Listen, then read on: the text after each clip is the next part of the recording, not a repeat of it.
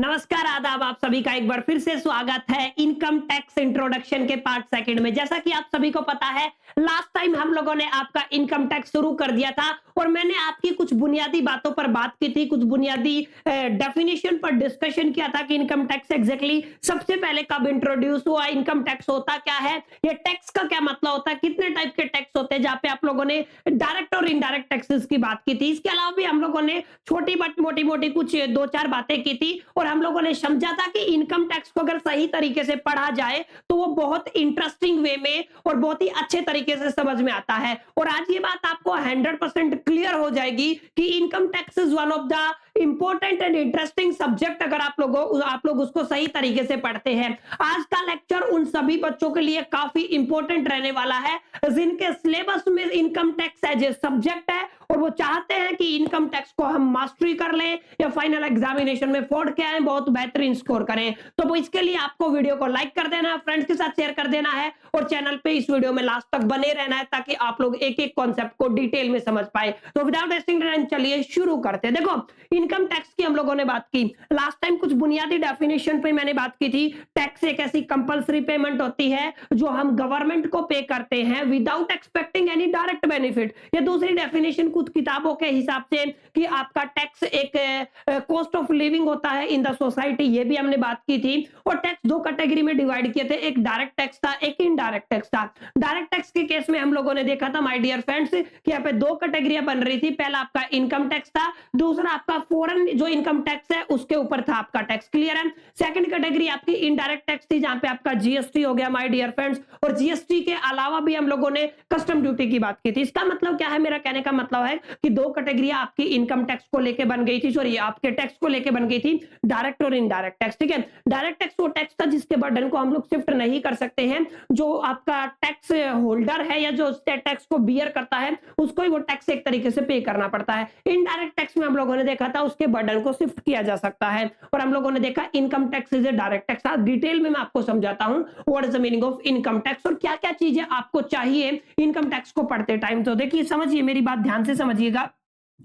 हम बेसिकली बात कर रहे हैं आपकी किसकी बात कर रहे हैं हम लोग? इनकम टैक्स की। ठीक है, तो ये तो बात क्लियर होगी कि इनकम टैक्स अपने आप में एक टैक्स होता है, ये बात हम लोगों ने कर ली कि income tax is a tax. लेकिन कौन सा टैक्स होता है ये हम लोगों ने लास्ट टाइम डिस्कशन किया था कि इनकम टैक्स आपका बेसिकली डायरेक्ट टैक्स होता है। तो हम लोगों ने यहाँ पे बात की थी income tax is a direct tax. ठीक है, जिसको चार्ज किया जाता है। ठीक है, जो चार्ज होता है अगेंस्ट, किसके अगेंस्ट होता है ये आप सभी को पता है, अभी आप लोगों को नाम से भी पता चल रहा है, ये चार्ज अगेंस्ट द इनकम होता है। कोई भी व्यक्ति जो इनकम करता है उसके अगेंस्ट ही चार्ज होता है। ठीक है, direct tax charge against the income of individual. आप लोग क्या लिख सकते हो? आप लोग लिख सकते हो द इनकम ऑफ इंडिविजुअल। यहां पे एक डेफिनेशन मैंने दी है कि इनकम ऑफ इंडिविजुअल, या फिर आप लोग कह सकते हो income earned by a business. ठीक है, आप लोग क्या कह सकते हो? Income earned by a business during a financial year. ठीक है, आप लोग क्या कहोगे? ड्यूरिंग प्रीवियस ईयर आप लोग लिख लीजिए, ड्यूरिंग प्रीवियस ईयर। क्लियर है? तो ये आपका क्या कहलाता है माय डियर फ्रेंड्स? ये आपका कहलाता है आपका इनकम टैक्स। ठीक है, तो इनकम टैक्स से आपको यहाँ पे एक क्लियर डेफिनेशन समझ में आ गई होगी कि इनकम टैक्स अपने आप में क्या होता है। एक अपने आप में इनकम टैक्स आपका डायरेक्ट टैक्स होता है, पहली बात तो ये की। ठीक है, और जो चार्ज होता है इंडिविजुअल की इनकम के ऊपर या बिजनेस ने जितना पैसा कमाया उसके ऊपर। ठीक है, ये प्रीवियस ईयर की बात हो रही है। ठीक है, ये भी मैं बताऊंगा प्रीवियस ईयर क्या होता है। ठीक है, तो यहाँ पे आप लोगों को क्लैरिटी होगी कि इनकम टैक्स क्या होता है। इसके अलावा हमने बात की थी कि कौन इनकम टैक्स के लिए लायबल है, तो हमने बताया था यहाँ पे आपका मिनिमम एग्जीक्यूटिव लिमिट आपकी हमने डिस्कशन की थी, या फिर मिनिमम टैक्सेबल लिमिट हम लोगों ने बात की थी। यानी कि एक ऐसी लिमिट सेट कर दी गवर्नमेंट ने जिससे नीचे अगर आपकी इनकम है तो आपको टैक्स नहीं देना है, लेकिन जिससे ऊपर अगर आपकी इनकम है तो आपको टैक्स देना है। छोटी सी बात हम लोगों ने की थी। ठीक है, अब इनकम टैक्स ये बात होगी, क्लियर होगी। और इसके बाद हम लोगों ने बताया कि इनकम टैक्स का जो कॉन्सेप्ट है आप लोगों ने पता पता होगा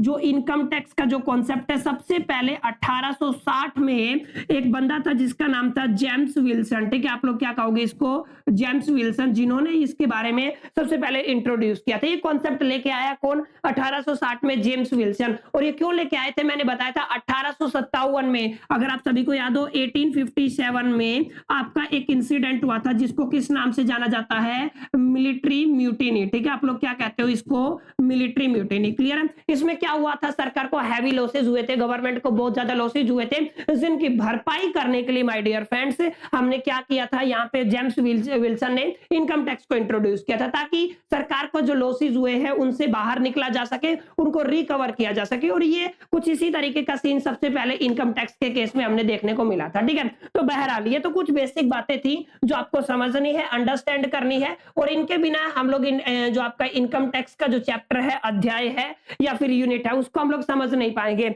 अब मैं आपको कुछ इंटरेस्टिंग फैक्ट बताऊंगा, कुछ डिटेल्स बताऊंगा। अगर आप लोग इनकम टैक्स को माय डियर फ्रेंड्स रियली समझना चाहते हो, बहुत डिटेल में जाके पढ़ना चाहते हो ना, तो इनकम टैक्स को आप लोगों को केवल इनकम टैक्स एक्ट पढ़ लेने से काम नहीं चलेगा, उसके साथ आपको मल्टीपल चीजें आपको चाहिए। ठीक है, यानी कि अगर आप लोग रियली इनकम टैक्स को स्टडी करना चाहते हो, क्लियर है, अगर आप लोग जेन्युइनली चाहते हो कि sir I want to master the income tax, deeply understand करना चाहते हो, तो आपको इनकम टैक्स एक्ट तो पढ़ना ही पढ़ना है। जैसा कि आप सभी को पता है ये कंपलसरी टैक्स होता है। ठीक है, इनकम टैक्स एक्ट जो कब आया था आपका, वो आया था 1961 में, 1961 में क्या आया था आपका, इनकम टैक्स एक्ट आया था। इसके अलावा इनकम टैक्स के ऊपर रूल आए थे, तो वो भी आपको पता होना चाहिए। इनकम टैक्स रूल यहाँ पे मैं लिख देता हूं, इनकम टैक्स रूल एक साल बाद 1962 में, तो आपको इनकम टैक्स एक्ट के बारे में भी पता होना चाहिए, आपको इनकम टैक्स जो रूल है उनके बारे में भी पता होना चाहिए। इसके अलावा इनकम टैक्स को समझने के लिए हर साल गवर्नमेंट जो है आपकी, वो एक तरीके से बजट पास करती है, यानी कि बिल पास करती है, तो आपको बराबर तरीके से एक अंडरस्टैंडिंग होनी चाहिए किसकी, एनुअल बिल्स की। ठीक है, तो आप लोगों को किसकी अंडरस्टैंडिंग होनी चाहिए, एक एनुअल बिल्स की। क्लियर है, तो जो इनकम टैक्स है वो इनकम टैक्स की एक रेगुलेटिंग बॉडी होती है जिसको कहते हो इनकम टैक्स डिपार्टमेंट, जो किसके अंडर काम करता है, जो काम करता है आपका जिसको कहते हो सीबीडीटी। ठीक है, फुल फॉर्म मैं अभी बताता हूं आपको, जो किसके अंडर काम करता है आपका, सीबीडीटी। अब सीबीडीटी का फुल फॉर्म होता है central board of direct tax. ठीक है, इसके अंडर आपका इनकम टैक्स डिपार्टमेंट आता है। तो ये जो आपका सीबीडीटी है, central board of direct tax, असल में दो चीजें रेगुलर बेसिस पे टाइम टू टाइम टाइमली चीजें रिलीज करता रहता है, जिनमें दो इंपॉर्टेंट बातें हैं। पहला, ये कुछ आपका सर्कुलर्स जारी करता है, एक ये आपको समझना। ठीक है, ये क्या जारी करता है, आपके सर्कुलर्स। और दूसरा जारी करता है ये आपके नोटिफिकेशंस। ठीक है, तो टाइम टू टाइम इसकी तरफ से आते रहते हैं नोटिफिकेशन और सर्कुलर्स। ठीक है, सर्कुलर असल में जो इनकम टैक्स ऑफिसर है उनके लिए यूजफुल होता है, तो आम जनता जो है उनको इस चीज की अंडरस्टैंडिंग ना भी हो तो काम चलेगा। ठीक है, कुछ केसेस में लेकिन अगर आप लोग देखते हो नोटिफिकेशन जरूर इनके ऊपर आपको फोकस करना है, नोटिफिकेशन को समझना है, अंडरस्टैंड करना है, और आपको इनके बारे में डिटेल में पता होना चाहिए। लास्ट एंड फाइनल सबसे इंपॉर्टेंट पॉइंट देने जा रहा हूं माय डियर फ्रेंड्स, आपको एक चीज के बारे में और पता होना चाहिए, जिनको बोलते हो आप लोग जुडिशियल डिसीजन, सॉरी आप लोग क्या कहते हो इसको कहते हो आप लोग जुडिशियल डिसीजंस। क्लियर है, तो हम लोग क्या कहते हैं इसको, जुडिशियल डिसीजंस। अब यानी कि अलग अलग दो कोर्ट होते हैं, सुप्रीम कोर्ट और हाई कोर्ट, इनके अलग अलग डिसीजंस इनकम टैक्स को लेके आते रहते हैं, उनके बारे में भी अंडरस्टैंडिंग चाहिए। मतलब ये वो सब्जेक्ट नहीं है जिसको आप लोगों ने सन 1972 में याद किया था, आज तक सेम चल रहा है। जैसे हम फिजिक्स पढ़ाते थे एक जमाने में, तो आपको पता न्यूटन्स लॉ के 3 ही लॉ है और आज तक सेम है, अभी उनमें चेंजमेंट नहीं हुआ। इनकम टैक्स एक ऐसा कॉन्सेप्ट है, एक ऐसा अध्याय है, एक ऐसा चैप्टर है जिसको समझने के लिए हर साल हर 6 महीने में कुछ नया कंटेंट आपको मिलता है, नई चीजें समझनी पड़ेंगी। अगर वो आप लोग नहीं समझ पाए तो डेफिनेटली इनकम टैक्स से आप लोग हाथ धो बैठोगे, आपको समझ में नहीं आएगा। तो केवल इनकम टैक्स को समझने के लिए माय डियर फ्रेंड्स आपको इनकम टैक्स एक्ट के बारे में पता होना चाहिए, इनकम टैक्स रूल 1962 के बारे में पता होना चाहिए, एनुअल बिल्स को अंडरस्टैंड करना है, आपको सीबीडीटी जो सर्कुलर और नोटिफिकेशन रिलीज करती है उनके बारे में पता होना चाहिए, एंड फाइनल जुडिशियल डिसीजन को रेगुलर बेसिस पे आपको पढ़ना है। अब बहुत सारे बच्चे हैं जो इस फुल फॉर्म को भूल जाएंगे, जिसका फुल फॉर्म क्या है, सीबीडीटी। ठीक है, सीबीडीटी का मतलब होता है, मैं दोबारा लिख रहा हूं, आपका सेंट्रल बोर्ड ऑफ, आप लोग ध्यान से समझ लीजिए, central board of direct tax. ठीक है, आप सभी को पता है डायरेक्ट टैक्स के लिए जो भी सेंट्रल बोर्ड होता है उसको क्या बोलते हैं आप लोग, सीबीडीटी। और इसके बारे में मैंने एक इंपॉर्टेंट बात और बताई थी माय डियर फ्रेंड्स, जो आपका इनकम टैक्स डिपार्टमेंट है वो इसी के अंडर आता है। तो यहाँ पे मैं लिख देता हूं, आपका इनकम टैक्स डिपार्टमेंट किसके अंडर काम करता है, आपका इनकम टैक्स डिपार्टमेंट सीबीडीटी के अंदर काम करता है। तो रेगुलर बेसिस पे सर्कुलर्स और आपके नोटिफिकेशंस रिलीज करती है। याद रखना, जो आपके नोटिफिकेशन है माय डियर फ्रेंड्स वो हर किसी के लिए होते हैं, लेकिन सर्कुलर जो इनकम टैक्स ऑफिसर है उन्हीं के लिए होते हैं। तो यहाँ पे हम लोगों ने समझा कि एक व्यक्ति, एक इंडिविजुअल जो एक साल में जितना पैसा कमाता है उसके अगेंस्ट उसको एक टैक्स देना पड़ता है, उसको क्या बोला हम लोगों ने, उसको बोला इनकम टैक्स। या फिर हमने बात किया कोई भी बिजनेस जितना एक साल में आपका पैसा कमाता है उसको क्या बोलते हैं हम लोग, उसको बोलते हैं इनकम टैक्स। तो उसको टैक्स देना पड़ता है, एक डायरेक्ट टैक्स देना पड़ता है। ठीक है, और एक इंपॉर्टेंट बात और है, इनकम टैक्स एक सेंट्रल टैक्स होता है। ये काफी इंपॉर्टेंट बात है जो मैं आपको बता रहा हूं, नोट कर लेना। इनकम टैक्स कैसा होता है, आपका एक सेंट्रल टैक्स होता है। सेंट्रल टैक्स का मतलब होता है माय डियर फ्रेंड्स, इसको एक तरीके से इंपोज करने का काम सेंट्रल गवर्नमेंट का है और रिसीव्ड का या रिकवर्ड करने का काम किसका है, सेंट्रल गवर्नमेंट का। मतलब ये जो आपका टैक्स है ये आपका इंपोज्ड, और सेकंड चीज आप लोग क्या लिखते हो, इंपोज्ड एंड रिकवर्ड। ठीक है, तो हम लोग क्या लिखेंगे, हम लोग यहाँ पे imposed and recovered by the central government. तो income tax is imposed by the central government and imposed and recovered by the central government. ये काफी बुनियादी बातें हैं जो आपकी इनकम टैक्स की अंडरस्टैंडिंग को लेके, उसकी बेसिक नॉलेज को लेके आपको एक तरीके से एक्साइट करेंगी। आप लोग समझ पाएंगे, आपका इंटरेस्ट क्रिएट होगा इस सब्जेक्ट के ऊपर मास्टरी करने में। मैं उम्मीद में ऐसा करता हूं आपके अभी तक जो इतना भी मैंने आप लोगों को सामने ये कंटेंट प्रेजेंट किया, आप लोगों को समझ में आया होगा, अच्छा लगा होगा। You feel very energetic. अगर ऐसा है तो फटाफट से वीडियो को लाइक करके मैक्सिमम फ्रेंड्स के साथ शेयर कर दीजिएगा यार, और बाकी वापिस आ जाइए ताकि हम लोग आगे भी समझ ले। ठीक है, आई होप कितना समझ में आया होगा। तो जस्ट केवल इनकम टैक्स को समझने के लिए हमें बुनियादी बातों का एक तरीके से फर्क समझ में आना चाहिए। ठीक है, तो यहां तक आप लोगों को क्लैरिफाई हो गया होगा इनकम टैक्स के लिए हमें क्या क्या पढ़ना है और क्यों पढ़ना है। अब इसके अलावा माय डियर फ्रेंड्स कुछ बुनियादी बातें हैं। इनकम टैक्स के अलावा टैक्स से रिलेटेड 3-4 टर्मिनोलॉजी है। अब ये टैक्स से रिलेटेड क्या क्या टर्मिनोलॉजी है बता दीजिए सर। 4 टर्मिनोलॉजी है जो डिफरेंट है इनकम टैक्स से। देखना मैं यहाँ पे लिख रहा हूं, आप लोग बिल्कुल 100% एक तरीके से क्लैरिटी के साथ समझना माय डियर फ्रेंड्स। सबसे पहली जो बात है हम लोग इसको कहते हैं टैक्स प्लानिंग। ये एक अपने आप में एक नया शब्द है। ठीक है, आप लोग क्या कहते हो इसको, टैक्स प्लानिंग। क्लियर है। सेकंड जो शब्द आपको सुनने को मिलेगा उसको कहते हैं हम लोग टैक्स अवॉइडेंस। ध्यान से समझो मेरी बात, क्या लिखा है मैंने, टैक्स अवॉइडेंस, ये सेकंड शब्द है। ठीक है, और तीसरा जो शब्द आता है वो आता है आपका टैक्स इवासीजन, इवासीजन, ईवीए। यहां पे क्या लिखोगे आप लोग, EVASION, एवासीजन। ठीक है, तो आप लोग क्या कहते हो, टैक्स एवासीजन। और अगला होता है आपका टैक्स मैनेजमेंट। ये अलग अलग शब्द है, दिखते एक जैसे हैं, समझते भी बच्चे लगता है मेरे हिसाब से कि उनको लगता है कि ये दोनों चीजें सेम है, लेकिन असल में ये जितने भी शब्द मैंने यहाँ पे लिखे इनका अपना मीनिंग होता है माय डियर फ्रेंड्स। असल में अपनी इनकी भूमिका होती है, अपनी एक डेफिनेशन होती है। ठीक है, जैसा कि आप सभी को पता है आपका जो टैक्स है वो आपका इनकम टैक्स, और इनकम टैक्स के केस में मैंने बताया ये आपकी एक तरीके से लायबिलिटी हो जाती है, या आप लोग कह दीजिए इसका एक बर्डन होता है, इसके बर्डन को शिफ्ट नहीं किया जा सकता। ठीक है, तो इस बर्डन को मैनेज तो किया जा सकता है, इस बर्डन को शिफ्ट तो नहीं किया जा सकता है, इस बर्डन को रिड्यूस तो किया जा सकता है। तो इस बर्डन को रिड्यूस करने के ये तमाम मेथड्स हैं जिनमें आपका टैक्स प्लानिंग आ जाता है, जिनमें आपका टैक्स अवॉइडेंस आ जाता है, उसमें जिनमें आपका टैक्स एविएशन आ जाता है, और जिनमें आपका टैक्स मैनेजमेंट आ जाता है। अब आप लोग कहेंगे सब सर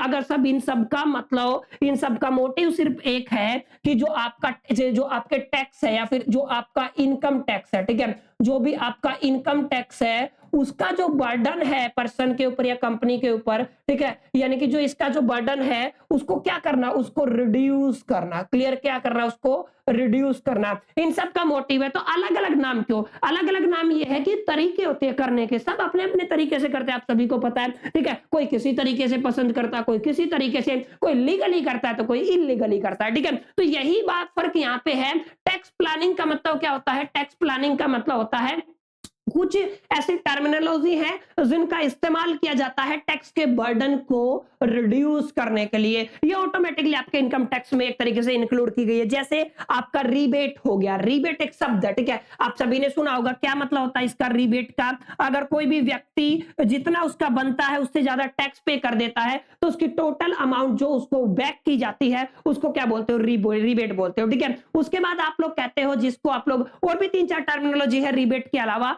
जिनका इस जैसे बिलीफ हो गया आपका, ठीक है। उसके बाद और 3-4 टर्मिनोलॉजी, ये कुछ ऐसे शब्द हैं जिनका इस्तेमाल करके माय डियर फ्रेंड्स हम लोग क्या करते हैं, हम बेसिकली टैक्स के बर्डन को रिड्यूस करते हैं। और इसको क्या बोलते हैं आप लोग, टैक्स प्लानिंग बोलते हो। लेकिन लेकिन लेकिन अब ध्यान से समझना मेरी बात, हर टैक्स है जो भी आपका, जैसे इनकम टैक्स एक्ट है, ठीक है, इनकम टैक्स एक्ट की बात नहीं कर रहा हूं, हर एक टैक्स के अंदर, हर एक एक्ट के अंदर कहीं ना कहीं कोई ना कोई लूप होल छुपा रहता है जो लीगल होता है, ठीक है। यानी कि ऐसा लूप होल है जिसको बेसिकली लीगल टर्म में इस्तेमाल किया जा सकता है। तो कुछ केसेस में जहां पे हम लोग जो आपके इनकम टैक्स एक्ट के लूप होल को पकड़ के और आपके इनकम टैक्स के जो बर्डन को रिड्यूस करते हैं, तो उस केस में क्या बोला जाता है, उसको बोला जाता है टैक्स अवॉइडेंस। और ये लीगल होता है, 100% लीगल होता है। अगर एविएशन की बात करते हो, अगर आप लोग बात करते हो टैक्स एविएशन की, तो यहां पे हम लोग डायरेक्टली इलीगल मेथड का इस्तेमाल करते हैं और ये आपका पनिशेबल ऑफेंस होता है। इस चीज को भी आपको ध्यान में रखना है। अगर आप लोग इनकम टैक्स के अंदर जो भी आपका टैक्स है, जो भी बुक्स ऑफ अकाउंट है, अगर आप लोग उसमें इलीगल एक्टिविटी से अपने बर्डन को रिड्यूस करने की कोशिश करते हैं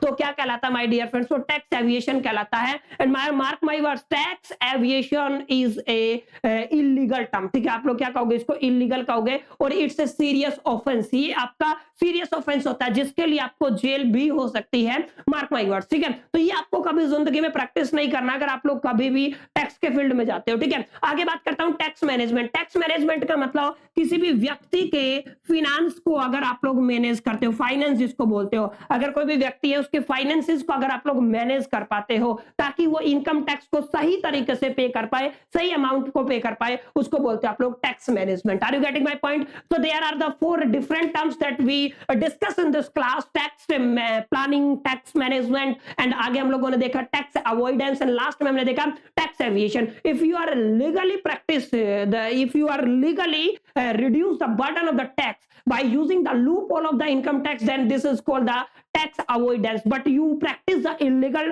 you use the illegal methods, and definitely this terms is known as tax evasion, ठीक है। And the tax management is nothing but the management of the personal finance of a particular person to pay the income tax। and आगे हमने किया tax planning में हम कुछ terminology का use करते हैं, उनको लेजिमिटेट करते हैं, ठीक है। जैसे आपका रिबेट हो गया, ठीक है, जैसे आपका कन्फेशन हो गया, और भी बहुत सारी टर्म्स मैं आपको डिटेल में आगे पढ़ाऊंगा, ठीक है। तो उसको क्या बोलते हैं आप लोग, टैक्स प्लानिंग बोलते हो, ठीक है। तो ये 3-4 चीजें हैं माय डियर फ्रेंड जिसको आप लोग अगर आप लोग समझ जाते हो तो डेफिनेटली आपको मजा आ जाएगा इनकम टैक्स पढ़ने में। आई होप कि यहां तक आपको अच्छा लगा होगा। इनकम टैक्स क्लियर आपको समझ में आया होगा। इनकम टैक्स की भूमिका क्या है, इनकम टैक्स कैसे पढ़ा जाता है, क्या क्या चीजें हमें समझनी पड़ेगी, और इनकम टैक्स के बारे में कुछ फैक्ट की हमने बात की। अब मैं आपको बताता हूं इनकम टैक्स के अंदर कुछ इंपॉर्टेंट टर्मिनोलॉजी को हम इस्तेमाल करेंगे, कुछ इंपॉर्टेंट टर्म्स का इस्तेमाल करेंगे, क्योंकि उनका इस्तेमाल करे बिना आप लोग आगे मूव ऑन नहीं कर पाओगे, इनकम टैक्स को नहीं समझ पाओगे। तो इनकम टैक्स के अंदर अलग अलग सेक्शंस बने हुए हैं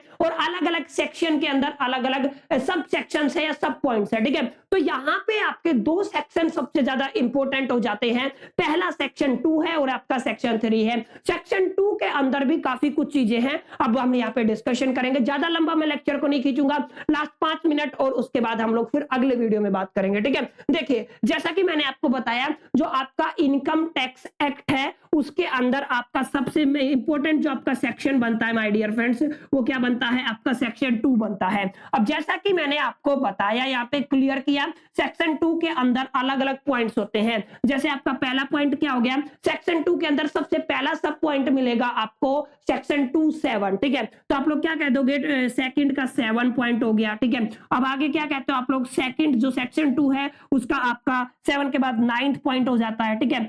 7th हो गया, फिर 9th हो गया, फिर इसके बाद आप लोग 24वां यानी कि section 2 under the sub point 24। इसके बाद अगर बात करूं तो इसका आ जाता है सेक्शन 2 अंडर द 29C। यहां पे भी एक इंपॉर्टेंट डेफिनेशन निकल के आती है और यहां पे फाइनली आपका सेक्शन 2 और सब पॉइंट नंबर 31 आता है। अब आप कहोगे कि सर ये क्या बता रहे हो, समझ नहीं आया। देखिए आपके सेक्शन 2 है, अलग अलग पॉइंट्स बनाए गए कि भाई सेक्शन 2 के अंदर आपका ये तीसरा पॉइंट किस चीज को बताएगा, 7वां पॉइंट किसको बताएगा, 9वां पॉइंट किसको बताएगा, 24वां पॉइंट किसको बताएगा। आज मैं आपको लिखा देता हूं, कल आगे इसमें डिटेल में समझ लेंगे, ठीक है। तो सेक्शन 7 है माय डियर फ्रेंड्स, वो आपकी एक टर्म को डिफाइन करता है जिसको हम लोग बोलते हैं एसएसई। क्या बोलते हैं आप लोग? SSE, ASSE। बहुत इंटरेस्टिंग सी स्पेलिंग है, ध्यान से समझना। ये किसको डिफाइन करेगा? आपका ASSE, ठीक है। ये टर्म कहां पे डिफाइन की गई है? ये टर्म आपके सेक्शन 2 सब पॉइंट नंबर 7 के अंदर आपकी डिफाइन की गई है। अगर सेक्शन 9 की बात करूं तो ध्यान से समझना, यहां पे एक्सप्लेन किया गया है आपका असेसमेंट ईयर। क्या एक्सप्लेन किया गया है? आपका असेसमेंट ईयर, यानी कि असेसमेंट ईयर की डेफिनेशन कहां पे? सेक्शन 2 ऑफ सब point number 9 of income tax. यहां पे क्या एक्सप्लेन किया गया है? असेसमेंट ईयर को एक्सप्लेन किया गया है। अगर मैं 2 के 24वें पॉइंट की बात करूं तो यहां पे माय डियर फ्रेंड्स आपकी इनकम्स को एक्सप्लेन किया गया है, ठीक है। तो यहां पे अगर आप लोग देखोगे तो इनकम की क्या परिभाषा रहेगी टैक्स के अकॉर्डिंग, तो ये कहां पे है? आपका सेक्शन 2 सब पॉइंट नंबर 24। और यहां पे सेक्शन 2 सब पॉइंट नंबर 29C के अंदर आपका मैक्सिमम मार्जिनल रेट आपका एक्सप्लेन किया गया है। तो मैं यहां पे लिख देता हूं आपका, ताकि आप लोग इजीली नोट कर पाए। इसको क्या कहते हो आप लोग? मैक्सिमम, ठीक है। आप लोग क्या कहोगे? मैक्सिमम मार्जिनल, ठीक है। आप लोग क्या कहते हो? आप लोग इसको मार्जिनल, और आगे क्या आ जाएगा? आपका रेट। तो इसको क्या बोलते हो? मैक्सिमम मार्जिनल रेट को एक्सप्लेन करता है कौन? आपका 29C। क्लियर है? आगे अगर आप लोग देखोगे 31वां जो आपका पॉइंट है, ये आपकी पर्सन की परिभाषा देता है कि पर्सन कौन होगा लो की टर्म में। क्लियर है? यहाँ पे जो इनकम टैक्स है या लो है, इनका जो आपका टैक्सेशन लो है, उसके अकॉर्डिंग आपका पर्सन क्या रहेगा, ये यहाँ पे बताया जाता है। इसके अलावा सेक्शन 2 हो गया। मैंने अभी अभी बात की थी, आपको एक और सेक्शन आपको डिस्कशन करना है, सेक्शन 3, जो सिर्फ एक ही डेफिनेशन पे बात करेगा। वो है आपकी डेफिनेशन प्रीवियस ईयर। किसकी बात करेगा? What is the meaning of previous year. तो ये कुछ ऐसी इंपॉर्टेंट टर्मिनोलॉजी हैं जिनको समझे बिना इनकम टैक्स को समझ पाना करीब करीब इम्पॉसिबल है, ऐसा मेरा मानना है, ठीक है। हो सकता है कोई बच्चा ऐसा हो जो इनके बिना भी समझ ले, ठीक है। लीजेंड्स हमेशा धरती पे आते रहते हो गए कोई बच्चे, लेकिन मेरे हिसाब से आपको इनको पढ़ना पड़ेगा, ठीक है। एक बार रिपीट कर देता हूं, सेक्शन 2 के अंदर आपके कुछ 4 पॉइंट बनते हैं। सेक्शन 2 के अंदर सब पॉइंट नंबर 7, सब पॉइंट नंबर 9, सब पॉइंट नंबर 24, 29C एंड 31। मैं फिर से रिपीट कर देता हूं। 7 explain about the SSC, 9 explain about the assessment year and 24 explain about the incomes and 29C explain about the maximum marginal rate, जिसको short form में MMR के नाम से जानते हो, ठीक है।